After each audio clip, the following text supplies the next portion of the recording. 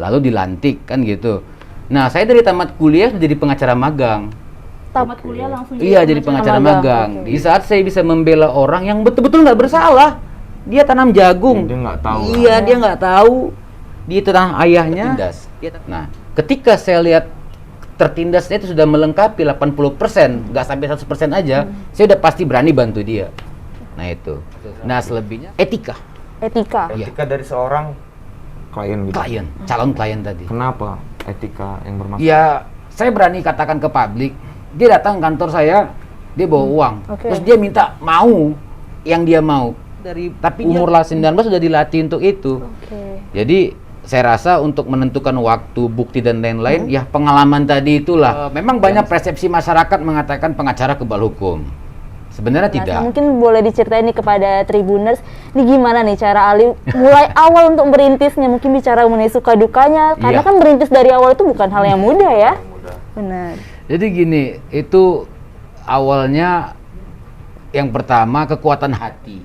Nah itu satu. Nah setelah saya kekuatkan hati saya, lalu saya berani melangkah. Kalau kata beberapa iklan di e-commerce tuh, jalani aja dulu, kan gitu, jalan aja dulu. Nah, saya coba dulu sewa. Nah, sewa sebuah kios, ya ruko lah kalau kita bilang, tapi saya anggap tuh kios karena kecil. Dan berarti Bang Ali ini di manajemennya punya tim marketing atau enggak sih kira-kira? Tidak, karena kita pengacara itu dilarang untuk mengiklankan jasa. Nah itu. Nah, jadi cara yang sederhana yang dilakukan oleh pengacara itu yang pertama adalah doa. Yang kedua bagaimana dia menjaga trust kepada orang. Kepercayaan. Iya. Nah, setelah dia udah bangun trust itu, baru dia isi pondasi kepalanya, ya pikiran.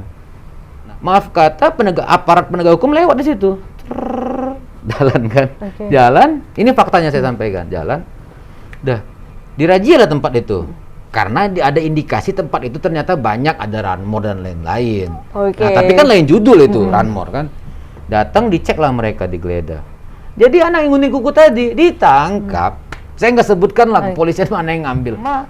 Dia divonis 10 bulan penjara. 10 bulan. Hanya karena itu. Wow.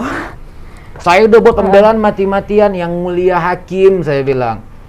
Tolong dipahami secara logis dan manusiawi. Hakim sebagai pemutus sebuah perkara.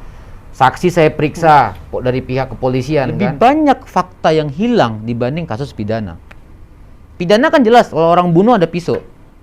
Dua, nggak kalah dan menang saja. Ada 3. Apa satu lagi tuh? Yang pertama itu kalah, menang dan ancaman. Ancaman. Nah ini, Itu gimana? Kayak mana? iya ancaman. Nah, saya bahas dulu antara menang kalah tadi itu ya. Kan dijalankan dan sudah dijalankan. Kalau itu saya langgar, saya udah nggak bisa dipercaya lagi sama orang. Oh, Tuhan saya langgar. Apalagi sama orang. Nah, jadi saya kalau orang datang secara etik, dia mau ganggu tuh prinsip saya, ya saya tolak. Harus menghadap ke pengawas. Nah, itu satu. Nah, ancaman secara fisik ini yang paling penting. Yang paling berbahaya. Tiba-tiba malam telepon. Bayangkan jam 3 pagi telepon kantor bunyi. Siapa sih yang telepon?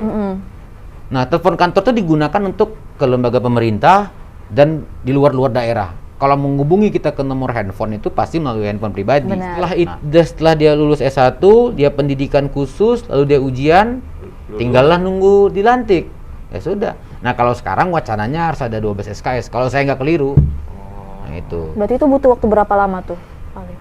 Ya, saya rasa setahun lebih cukup. Setahun lebih untuk ambil tapi lihat dari itulah jenjangnya dia. Kalau dia cepat lulusnya ya cepat. Nah, di Danau Toba itu kalau kita pernah lihat di media ada sebuah batu, ada disusun, ada sebelah kiri, sebelah kanan, ada rame-rame kursi. Nah, itu rupanya dulu tempat orang untuk diadilin, tapi belum pengacara sama hakim ataupun jaksa. Nah, ada kantor nih, aku kekurangan alat tulis dan lain-lain dan juga perangkat-perangkat lainnya. Oh, bisa minta yang nggak terpakai. Ada-ada aja kantor pengacara masih pakai barang-barang busuk katanya. Faktanya siapa yang buat tuh data? Nggak mungkin data lahir dulu tanpa fakta. Fakta dulu baru data. Iya, karena bisa dikombin itu antara fakta dan data.